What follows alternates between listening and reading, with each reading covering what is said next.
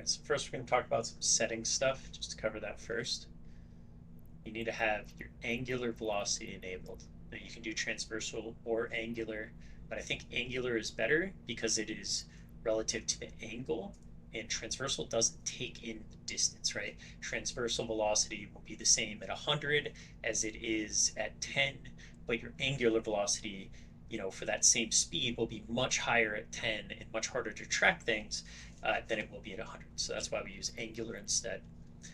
Also, you should have an orbit camera set instead of, you shouldn't be using this tactile camera, you want to be using orbit camera. And then you want to hold your track and scroll your track hotkey and scroll all the way up. Track is an important thing to have set as your hotkey because it allows you to pick out whatever primary is and judge its velocity almost immediately. For example, here we're going to have the deacon just burning off into space, using the deacon as a reference point here, as if a simulator for the start of a match. It's afterburner, so it gets up to velocity. You can see its transversal arrow, its vector arrow here, and then this very faint gray line is the line between my ship and that deacon. And we're going to be using those to judge the plane that our ship is traveling on, which is very important to be able to set your approach angle and be able to get good transversal here. So the match has just started and I need to find where my target is, or we're switching primaries and I need to find my target quickly. We're going to use that track hotkey, click on the deacon, boom, all of a sudden it immediately swings your camera to it. You can see its vector arrow. You have a very good idea of where it is and where it's going. So now we're going to need to approach, right? So we're setting our angle based off of the plane that is made between the light line here and the vector line of the deacon. Right, locking up the deacon, you can see I've already chosen a very good approach angle. My angular velocity, I kind of just got it right off the bat here. My angular velocity is already at 7. We're going to be able to hit pretty well here. And as I'm coming in, that angular velocity is pretty much set. So we're going to burn in from 130 all the way into about 30 or 40. As you can see, I'm pretty much going to, anything under 7 in a Naga is going to do some pretty good effect.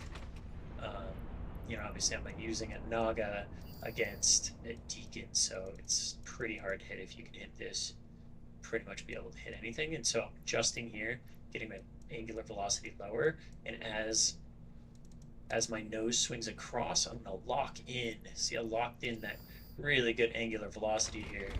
Now I'm really hitting hard. And as you can do that, you want to over adjust, right? You want to click too far so the nose swings across more quickly. And then once your angular velocity gets low, you lock in that transversal. Now, I probably shouldn't have talked so long and let this thing get out to 130. So it is going to take a little while for us to get in here, but bear with me. I'll talk through some other stuff as we get there. But you'll pretty much be locked in on this angular vector and have good transversal velocity, assuming this isn't moving at this point, right? All the way into about 30.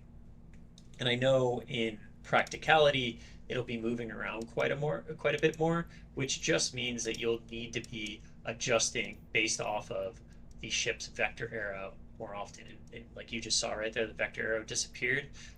If you ever have that kind of bug, then you just got to click off and click back, and that'll bring the vector arrow back for you. All right, so here we're moving into 80. But what I really want to, while we have this black background here, is talk about what I meant by the plane. And so you can visualize this in a few ways.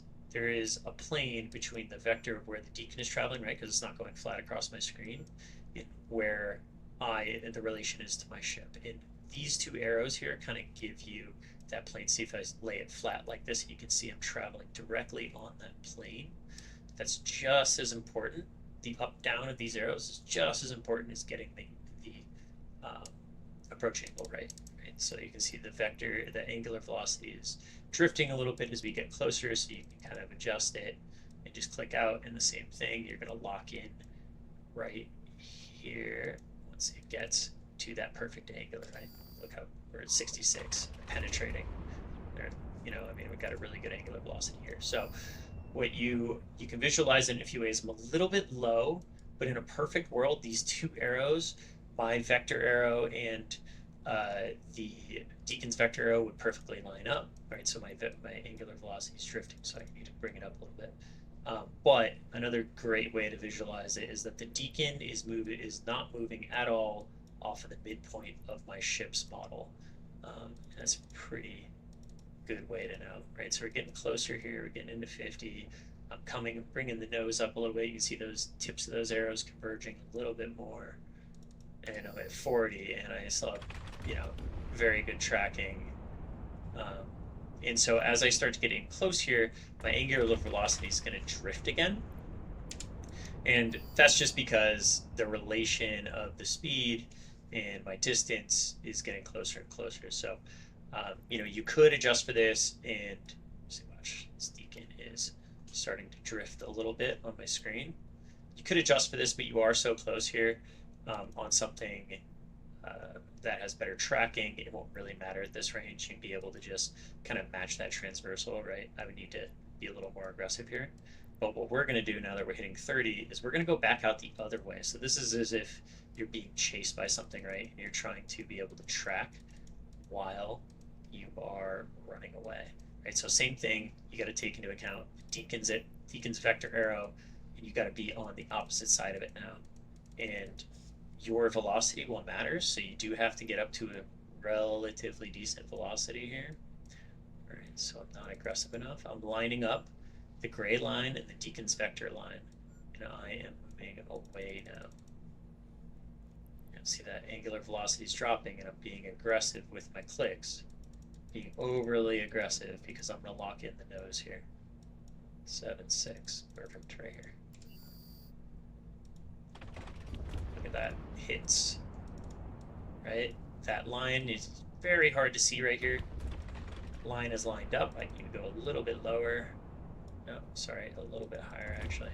But look at how fast I'm chucking through this Deacon. So, obviously when you're moving away, it's going to you're going to gain distance much faster. So I've drifted all the way the fuck out here again. But this applies at any distance, right? You do this at whatever distance you're at, and it's going to be the exact same thing, right? So here I'm speeding up again. Angular velocity is maybe a little too aggressive here, so take it out.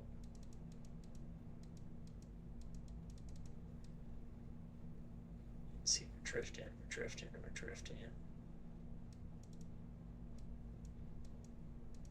I'm gonna lock it in.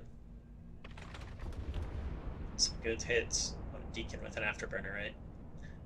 Granted, I am 120, but again, I want to stress that I'm using a noggin and Deacon because this is like the hardest possible way to do this. There are ships to do this with, but you should be able to get relatively effective hits on target. The idea being using these arrows and these kind of data points that you have here. In a perfect world, if you were to get perfect transversal, this is something that you really wouldn't do in practicality in a match, is you're going to want to line up your vector arrow with the target's vector arrow. And so that would look like this. Like, see how mine is too long right here? So I don't have very good angular velocity, and my hits are not very good. There's a few ways you can kind of problem solve this. If it's like distance is changing a lot, you can control space and stop your ship and then speed it back up by continuing to slow down